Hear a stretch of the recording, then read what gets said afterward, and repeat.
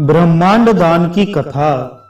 भगवान श्री कृष्ण युधिष्ठिर से कहते हैं, राजन, ब्रह्मांड दान की महिमा में एक आख्यान है, उसे आप सुने।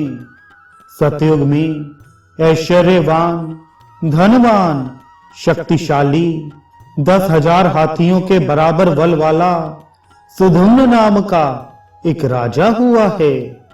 वह 30,000 वर्षों तक निष्कंटक राज्य करने के बाद अपने पुत्र को राज्यभार सौंपकर विरक्त हो वन में तपस्या करने चला गया। वहां उसने घोर तपस्या की। अंत समय में वह दिव्य विमान पर चढ़कर इंद्रादि लोकों को पार करता हुआ ब्रह्मलोक चला गया। वहां ब्रह्मा जी ने उसका बड़ा आदर सत्कार किया और श्रेष्ठ आसन देकर बिठाया। वह वहां निवास करने लगा। यद्यपि वहां सभी आनंद की सामग्रियां उपलब्ध थीं, किंतु वह दिव्य भोगों को भोगने में असमर्थ रहता। ब्रह्मलोक में रहते हुए भी वह भूख प्यास से दुखी रहता था।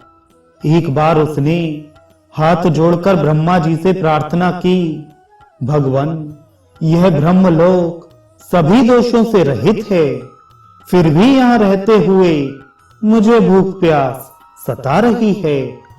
आप कृपा कर बतलाइए कि यह मेरे किस कर्म का कुफल है। ब्रह्मा जी बोले, राजन, तुमने भली भांति राज्य का भोग किया, प्रजाओं का पालन किया।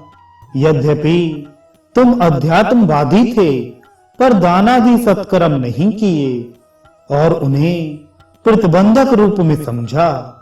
तुम ज्ञानी हो, तुमने तप किया है, इस कारण तुम्हें यह ब्रह्मलोक प्राप्त हुआ।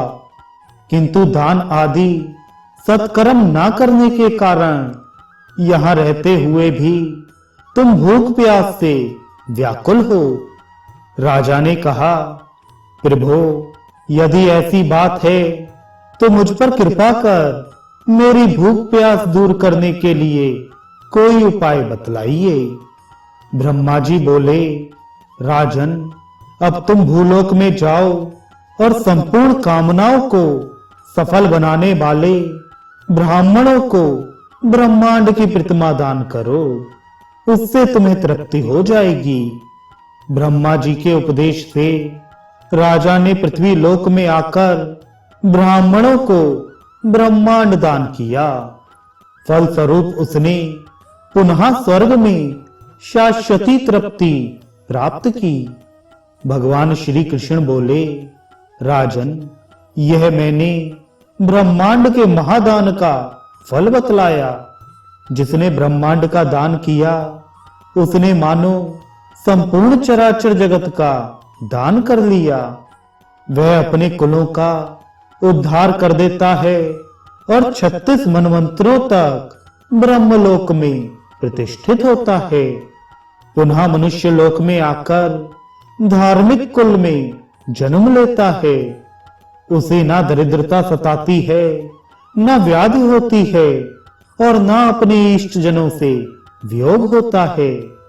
जो इस दान के महात्म्य को भक्ति पूर्वक सुनता है अथवा सुनाता है, वह भी सद्गति प्राप्त करता है। फिर जो इस ब्रह्मांड दान को करता है, उसके विषय में क्या कहना।